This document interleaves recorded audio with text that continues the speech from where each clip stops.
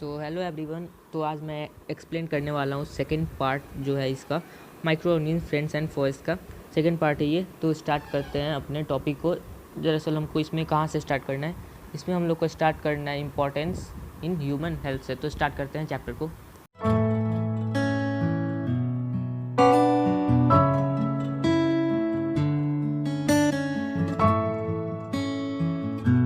तो पहला पॉइंट है कि जो बहुत सारे माइक्रो ऑर्गेनिज्म होते हैं वो कुछ एनिमल्स के एलिमेंट्री कैनाल में पाए जाते हैं। ठीक है, एलिमेंट्री कैनाल में।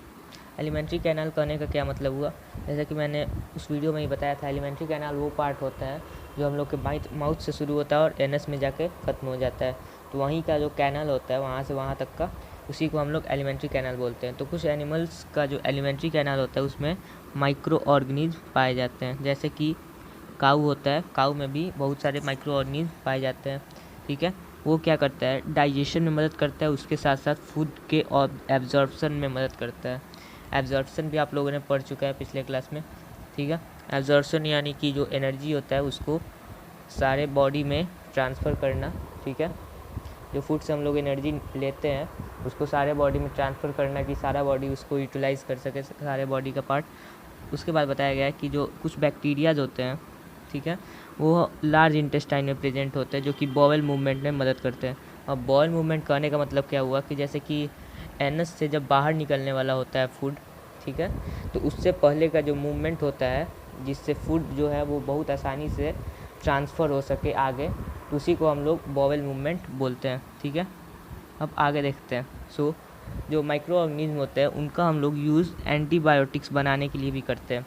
एंटीबायोटिक्स क्या होते हैं, एंटीबायोटिक्स आर केमिकल्स। ठीक है, एंटीबायोटिक्स जो होते हैं वो केमिकल्स होते हैं जो कि किसी भी हार्मफुल माइक्रो ऑर्गेनिज्म के ग्रोथ को इफ़ेक्ट करते हैं, उसको बंद कर देते हैं किसी का भी ग्रोथ, जिससे वो लोग मर जाते हैं। और इससे क्या होता है, वो माइक्रो ऑर्गेनिज्म वहाँ से मर जाते हैं, उसके वजह से हम लोग का हेल्थ सही रहता है। ठीक है, तो पेनिसिलिन है एक जो कि सबसे पहले ढूंढा गया था, एंटीबायोटिक है। ठीक है, वो कहाँ से मिलता है, वो एक माइक्रो ऑर्गेनिज्म से मिलता है जिसका नाम है पेनिसिलिन नोटाटम, जो कि एक फंगस है। ठीक है, उसके बाद दूसरा एग्जाम्पल्स दिया हुआ है, स्ट्रेप्टोमाइसिन, टेट्रासाइक्लिन एंड एरिथ्रोमाइसिन। ये सब कुछ एग्जाम्पल्स हो जाते हैं जो कि फंगी से लिए जाते हैं, फंगी से बनाए जाते हैं या फिर कुछ बैक्टीरियाज के हेल्प से बनाए जाते हैं। उसके बाद है कि एंटीबायोटिक्स जो होता है उसको हम लोग को कैसे यूज़ करना चाहिए। ठीक है, सबसे पहले एंटीबायोटिक्स का यूज़ क्या होता है, सबसे पहले इसको समझ लेते हैं।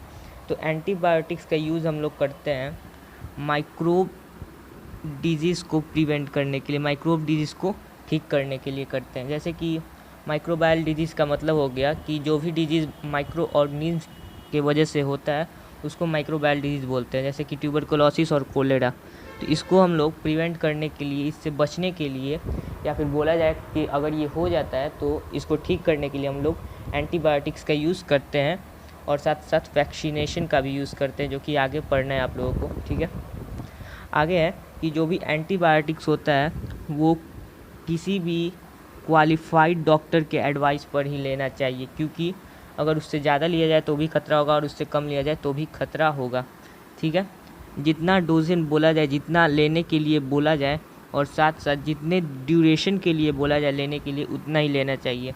अगर वो डोजेन या फिर अगर वो जो ड्यूरेशन था वो कंप्लीट नहीं हुआ तो वो आपको इफ़ेक्ट कर सकता है फ्यूचर में। ठीक है, इफ़ेक्ट फ्यूचर में करेगा। और उसके साथ साथ अगर उसका हम लोग को रिक्वायरमेंट नहीं है, हम लोग को एंटीबायोटिक्स का भी काम नहीं है, लेकिन तब उस वक्त हम लोग उसको लेते हैं तो वो बहुत सारे ऐसे माइक्रो ऑर्गेनिज्म को किल कर देगा जो कि हमारे बॉडी के लिए अच्छे हैं। ठीक है, आगे बढ़ते हैं। आगे है, जैसे कुछ माइक्रो ऑर्गेनिज्म होते हैं जैसे कि बैक्टीरिया और वायरसेस। ठीक है, वो हमारे बॉडी में इंटर कर जाते हैं किसी भी कारण से, फूड के साथ या फिर एयर के साथ इंटर कर जाते हैं, जिसकी वजह से क्या होता है, वो लोग अगर हार्मफुल होते हैं हमारे बॉडी के लिए तो एक स्पेशल टाइप का सेल होता है, स्पेशल टाइप का ब्लड सेल होता है जो कि उसको पहचान लेता है और उसके बाद एंटीबॉडीज़ का निर्माण करता है जो कि उन सब से फाइट करता है। जो भी माइक्रोब्स होते हैं जो कि डिजीज़ कॉज करते हैं उनसे फाइट करता है। ठीक है, और उनको डिस्ट्रॉय कर देता है। अगर वो डिस्ट्रॉय नहीं कर पाता है तब क्या होता है, जैसे कि अभी कोरोना वायरस का चल रहा है, तो अगर ये एंटीबॉडीज़ वायरस को डिस्ट्रॉय नहीं कर पाएगा, वायरस का संख्या बढ़ जाएगा। यही होता है, ठीक है, अगर एंटीबॉडीज़ उसको कंट्रोल में ना कर पाए, उसको डिस्ट्रॉय ना कर पाए तो। ठीक है, आगे देखते हैं। सो इस प्रोसेस में क्या होता है, इस प्रोसेस में जो सेल होते हैं, जो स्पेशल सेल होते हैं ब्लड सेल, वो उसको रिमेंबर कर लेते हैं, याद कर लेते हैं कि यही माइक्रो ऑर्गेनिज्म पहले बॉडी में इंटर कर चुका है, और अगर वो फिर से इंटर करता है, ठीक है, तो बहुत जल्दी रिकॉग्नाइज कर लेता है कि ये माइक्रो ऑर्गेनिज्म है, और उसको बहुत ही जल्दी डिस्ट्रॉय भी कर देता है पहले के मुकाबले बहुत ही तेज़ी से। और इसी की वजह से हम लोग को इम्यूनिटी मिलती है, और इसी को इम्यूनिटी बोलते भी है। सो इम्यूनिटी अब होता क्या है, इम्यूनिटी एक नेचुरल एबिलिटी होता है, ठीक है, प्राकृतिक होता है, किसी भी ऑर्गेनिज्म में होता है, ठीक है, और इससे क्या होता है कि वो किसी भी डिजीज़ कॉजिंग जर्म्स को, बैक्टीरिया को डिस्ट्रॉय करने की ताकत रखता है, ठीक है, और इसके वजह से कोई भी डिजीज़ हम लोग को नहीं होता है जो कि माइक्रोब से होने वाला होता है। ठीक है, आगे देखते हैं। Immunity through vaccination. Okay, immunity अब कैसे हम लोग को वैक्सीनेशन से मिलता है, इसको देखना है। सो वैक्सीनेशन जो है वो इम्यूनिटी बिल्ड करने में बहुत ही इंपॉर्टेंट भाग निभाता है, पार्ट निभाता है। ठीक है, उसके बाद है कि वैक्सीन जो होता है वो इम्यूनिटी को क्या करता है, वो वैक्सीनेशन इम्यूनिटी को बढ़ा देता है। ठीक है, किसी भी डिजीज़ से लड़ने के लिए उस इम्यूनिटी को बढ़ा देता है। ठीक है, और जिसके वजह से ज़्यादा से ज़्यादा अमाउंट में और ज़्यादा ताकतवर एंटीबॉडीज़ का निर्माण होता है। ठीक है, वैक्सीनेशन अब होता क्या है, अब ये देखना है। वैक्सीनेशन क्या होता है, कोई भी जो भी मरे हुए माइक्रो ऑर्गेनिज्म होते हैं या फिर जो वीक माइक्रो ऑर्गेनिज्म होते हैं उनमें उतना ताकत नहीं होता है, तो वो लोग का जो भी प्रोडक्ट होता है उन लोग को ही मिक्स करके या फिर डेरिवेशन करके उसको बनाया जाता है। ठीक है, यानी कि वैक्सीनेशन का दो चीज़ें से हम लोग वैक्सीनेशन करते हैं। पहला है कि ओरली कर सकते हैं, ठीक है, ओरली कर सकते हैं, और दूसरा है इनोकुलेशन, यानी कि जो सिरिंज से किया जाता है उससे। ठीक है, आगे है हम लोग का, देखते हैं। एडवर्ड जेनर जो थे वो सबसे पहले वैक्सीनेशन का खोज किए थे। ठीक है, वैक्सीनेशन प्रोसेस के जन्मदाता यही है। ठीक है, तो एडवर्ड जेनर ने क्या देखा 1796 में कि अगर काउपॉक्स का जो भी माइक्रो ऑर्गेनिज्म है वो हम लोग किसी भी बॉडी में डालते हैं, किसी की बॉडी में काउपॉक्स जिसकी वजह से होता है, तो वो स्मॉल पॉक्स के डिजीज़ से लड़ने के लिए इम्यूनिटी देता है। इसके वजह से क्या हुआ, उन्होंने बहुत सारे लाइफ्स को बचाया, बहुत सारे जानों को बचाया जो कि स्मॉल पॉक्स की वजह से मरते जा रहे थे। आगे micro organism in agriculture. Agriculture में भी बहुत सारे माइक्रो ऑर्गेनिज्म यूज़ होते हैं, जैसे कि कुछ बैक्टीरिया होते हैं और कुछ ब्लू ग्रीन एल्गी होते हैं। ठीक है, जिसको क्यानो बैक्टीरिया भी बोलते हैं। ठीक है, ये क्या करते हैं कि जो भी नाइट्रोजन होता है एटमॉस्फेयर में, उसको ये लोग यूजेबल फॉर्म में कन्वर्ट कर देते हैं नाइट्रोजन के सॉल्ट में, और उसके बाद उसको सॉइल के साथ मिक्स कर देते हैं। ठीक है, तो यही जो ऑर्गेनिज्म होते हैं इनको हम लोग क्या बोलते हैं, बायोलॉजिकल नाइट्रोजन फिक्सर्स बोलते हैं, जैसे कि राइजोबियम बैक्टीरिया। ठीक है, राइजोबियम एक बैक्टीरिया है जो कि सिम्बायोटिक रिलेशनशिप में रहता है। सिम्बायोटिक रिलेशनशिप बोलने का मतलब हुआ कि ये अपने साथ एक और किसी भी ऑर्गेनिज्म के साथ रहता है और दोनों एक दूसरे पे डिपेंडेंट होते हैं, दोनों एक दूसरे का मदद करते हैं। तो राइजोबियम बैक्टीरिया जो है वो लेगोमिनस प्लांट्स के रूट नूडल्स में रहता है। ओके, रूट नूडल्स में रहता है, और ये क्या करता है कि जो एटमॉस्फेयर का जो नाइट्रोजन होता है उसको नाइट्रोजन कंपाउंड बना के सॉइल के साथ मिक्स कर देता है। ठीक है, कुछ क्यानो बैक्टीरिया का भी यूज़ करते हैं हम लोग इसी सेम चीज़ के लिए, जैसे कि राइस फील्ड में हम लोग करते हैं, या फिर जो रूट नूडल्स होते हैं किसके, साइकस प्लांट्स के, उसमें हम लोग करते हैं। ठीक है, अब दिया हुआ है डू यू नो, तो डू यू नो में क्या लिखा हुआ है, प्रोबायोटिक्स के बारे में लिखा हुआ है। तो प्रोबायोटिक्स क्या होते हैं, वो डाइटरी सप्लीमेंट्स होते हैं। डाइटरी सप्लीमेंट्स होते हैं किसके, लिविंग बैक्टीरिया और ईस्ट के। दरअसल डाइटरी सप्लीमेंट करने का क्या मतलब हुआ, इसका मतलब हुआ कि जो वो लोग डाइट में हम लोग के लिविंग बैक्टीरिया और ईस्ट की आपूर्ति करते, जो कि हमारे बॉडी के लिए ज़रूरी होता है। उससे क्या होता है कि वो लोग प्रिवेंट करते हैं और साथ साथ डिजीज़ को ट्रीट करते हैं बहुत सारे मैकेनिज़्म से। तो उनमें से एक मैकेनिज़्म है कि वो लोग इंजेक्ट किए जाते हैं, मतलब कि प्रोबायोटिक्स हमारे बॉडी में इंजेक्ट किए जाते हैं और उसके बाद वो लोग क्या करते हैं कि जो भी डिजीज़ कॉजिंग माइक्रोब्स होते हैं उसको हार्ड बना देते हैं कि वो लोग डिजीज़ कॉज ना कर पाए। ठीक है, उसके बाद एक एग्जांपल दिया हुआ है कि जैसे कि हम लोग इंजेक्शन करते हैं किसका, प्रोबायोटिक बैक्टीरिया का, उससे क्या होता है कि वो लोग प्रिवेंट करता है या फिर ट्रीट करता है डायरिया जैसे बीमारियों को। उसके बाद कि हम लोग के जो डाइजेस्टिव ट्रैक होता है उसमें एक चीज़ होता है जो कि होता है वो नेचुरल बैक्टीरियल बैरियर, याद रखिएगा, नेचुरल बैक्टीरियल बैरियर होता है हम लोग के डाइजेस्टिव ट्रैक में। इसको ही प्रोबायोटिक्स जो ये होता है प्रोबायोटिक्स, ये इसको ही बहुत ही मजबूत बना देता है। ठीक है, रेनफोर्स यानी कि मजबूत बना देता है, जिसके वजह से क्या होता है, जिसके वजह से एक एडिशनल प्रोटेक्शन मिल जाता है, एडिशनल प्रोटेक्शन मिल जाता है अगेंस्ट पैथोजेंस। पैथोजेंस यानी कि जानते ही होंगे आप लोग, जो मैंने पहले बताया, डिजीज़ कॉजिंग माइक्रोब्स। ठीक है, पैथोजेन से हम लोग को सुरक्षा मिल जाता है और इसके वजह से डायरिया जैसे बीमारी नहीं होता है। ठीक है, अब आगे बढ़ते हैं। Use in energy fuel. Okay, so बहुत सारे माइक्रो ऑर्गेनिज्म जो होते हैं वो लोग क्या करते हैं, एथेनॉल को बाहर निकालते हैं। फर्मेंटेशन के बाद एथेनॉल भी बाहर निकलता है।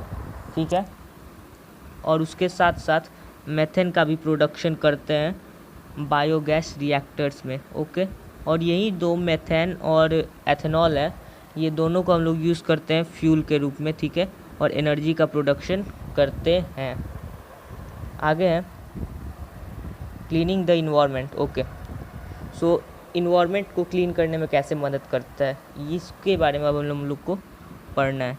सो यहाँ पे देखिए, जो भी प्लांट्स या एनिमल्स होते हैं जब वो मर जाते हैं, जो भी प्लांट्स और एनिमल्स मर जाते हैं तो वो अपने साथ अपने ऑर्गेनिक मटेरियल के साथ साथ न्यूट्रिएंट्स और एनर्जी को छोड़ के जाते हैं। ठीक है, और इसी न्यूट्रिएंट्स और एनर्जी की वजह से क्या होता है, बॉडी स्ट्रक्चर का निर्माण हुआ रहता है किसी भी ह्यूमन का या फिर एनिमल का। ठीक है, तो यही जो होता है वो लोग छोड़ के चले जाते हैं मरने के बाद।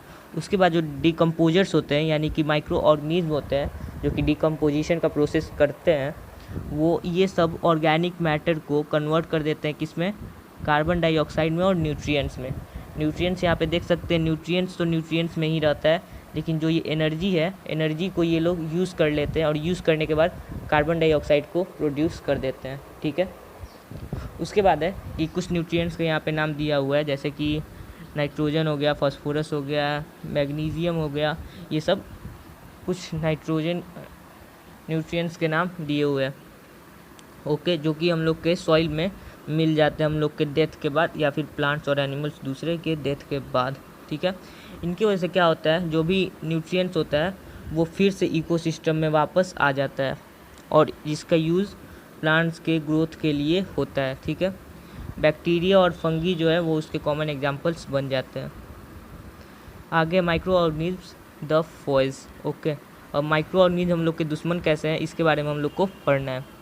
ठीक है, कुछ माइक्रो ऑर्गेनिज्म जो होते हैं वो हमारे लिए हार्मफुल होते हैं। ठीक है, और उनकी वजह से क्या होता है कि जो भी ह्यूमन बींग्स होते हैं, प्लांट्स हो गए या फिर एनिमल्स हो गए, उनमें डिजीज़ कॉज करते हैं। ठीक है, डिजीज़ कॉज करते हैं, और यही डिजीज़ कॉजिंग माइक्रो ऑर्गेनिज्म को एक स्पेशल नाम दिया हुआ है जो कि है पैथोजेंस। ठीक है, ये लोग क्या करते हैं, ये लोग फूड को भी स्पॉइल कर देते हैं, उसके साथ साथ डिजीज़ क्रिएट करते हैं, उसके साथ साथ जो लेदर या फिर और भी कपड़े होते हैं उनके क्वालिटी को ख़राब कर देते हैं। ठीक है, उनके क्वालिटी को ख़राब कर देते हैं, उनके क्वालिटी को इफ़ेक्ट करते हैं। ओके, आगे देखते हैं। बैक्टीरिया जो है वो फूड पार्टिकल्स पे ग्रो हो जाते हैं, यानी कि उस पर ठहरे हुए रहते हैं या फिर उस पर जन्म ले लेते हैं। उसकी वजह से क्या होता है, जब भी हम लोग फूड लेते हैं, खाते हैं, तो वो हमारे टीथ के बीच में लॉक्ड हो जाता है, यानी कि फंस जाता है ये सब बैक्टीरिया बिटवीन आवर टीथ्स। ठीक है, इसकी वजह से क्या होता है, ये सब बैक्टीरिया जो होता है वो एक एसिड प्रोड्यूस करते हैं, और ये सब बैक्टीरिया जो एसिड प्रोड्यूस करते हैं उसकी वजह से जो टूथ इनेमल होता है उसको कोरोजन होना शुरू हो जाता है, यानी कि जो इनेमल होता है उसका आगे का जो परत होता है इनेमल का वो हटने लगता है, ठीक है। इसके वजह से ही कैविटीज़ होता है, ठीक है। उसके बाद बताया गया है कि जो बहुत सारे माइक्रो ऑर्गेनिज्म होते हैं वो ग्रो करते हैं कहाँ पे, वाटर बॉडीज़ में, और उसकी वजह से क्या होता है, ऑक्सीजन लेवल डिक्रीज़ हो जाता है क्योंकि ये माइक्रो ऑर्गेनिज्म ऑक्सीजन का यूज़ कर लेते हैं, ठीक है। और ये जो है माइक्रो ऑर्गेनिज्म, अब ये जो भी पानी में रहने वाले जीव जंतु है, वाटर बॉडीज़ में रहने वाले जीव जंतु है, लिविंग ऑर्गेनिज्म है, उनके लिए हार्मफुल बन जाते हैं। उसके बाद है micro organism causing disease in humans में कौन कौन से माइक्रो ऑर्गेनिज्म कैसे कैसे डिजीज कॉज करते हैं। सो हम लोग अपने लाइफ टाइम में क्या देखते हैं कि हम लोग बहुत सारे माइक्रो ऑर्गेनिज्म के कांटेक्ट में आते हैं, ठीक है। और उसमें जो होते हैं वो बहुत ही ख़राब इफ़ेक्ट करते हैं हमारे बॉडी पर, ठीक है। वो क्या करते हैं कि हम लोग के बॉडी के अंदर इंटर करते हैं और उसके साथ साथ हमारे बॉडी में ही अपने आप को मल्टीप्लाई करने लगते हैं, रिप्रोड्यूस करने लगते हैं और हार्मफुल मटेरियल्स छोड़ देते हैं हमारे बॉडी में, जिसको बोलते हैं हम लोग टॉक्सिन्स, ठीक है। टॉक्सिन्स की वजह से डिजीज़ होता है, ठीक है। उसके बाद बताया गया है कि ये जो टॉक्सिन्स होते हैं वो हमारे बॉडी को इफ़ेक्ट करते हैं और उसके साथ साथ बहुत सारे डिजीज़ कॉज करते हैं। सो जो डिजीज़ होता है वो कम्युनिकेबल हो सकता है और नॉन कम्युनिकेबल हो सकता है। और कम्युनिकेबल डिजीज़ कहने का मतलब क्या हुआ, कम्युनिकेबल डिजीज़ कहने का मतलब ये हुआ कि जो भी इन्फेक्टेड पर्सन होगा वो हेल्दी पर्सन में अगर कोई डिजीज़ देता है, वो कैसे दे सकता है, उसके बहुत सारे साधन हो सकते हैं, जैसे कि एयर से दे सकता है या फिर वाटर से या फिर हैंड शेक करने से, फिज़िकल कांटेक्ट में आने से, कैसे भी अगर इन्फेक्टेड पर्सन से हेल्दी पर्सन में disease causing germs bacteria transfer होते हैं तो उसको कम्युनिकेबल डिजीज़ कहते हैं, ठीक है। वो डिजीज़ जो कि ट्रांसफ़र होते हैं किसी भी इन्फेक्टेड पर्सन से हेल्दी पर्सन में, उसको कम्युनिकेबल डिजीज़ कहते हैं। सो आगे बताया गया कि एक पर्सन से दूसरे पर्सन में डिजीज़ स्प्रेड होते हैं through water, air, food, physical contact और इंसेक्ट्स, इन सब की वजह से होते हैं। जैसे कि एक एग्जांपल है ट्यूबरकुलोसिस या फिर निमोनिया। ये जो दोनों डिजीज़ है, जब किसी भी पेशेंट को, किसी भी इंसान को हो जाता है तो वो जब भी कफ या स्नीज़ करता है, यानी कि कफ करने का मतलब और स्नीज़ करने का मतलब वो होगा कि जो भी छींकता है या खांसता है तो जो छोटे ड्रॉपलेट्स होते हैं, स्मॉल ड्रॉपलेट्स होते हैं जिसमें जर्म्स होते हैं।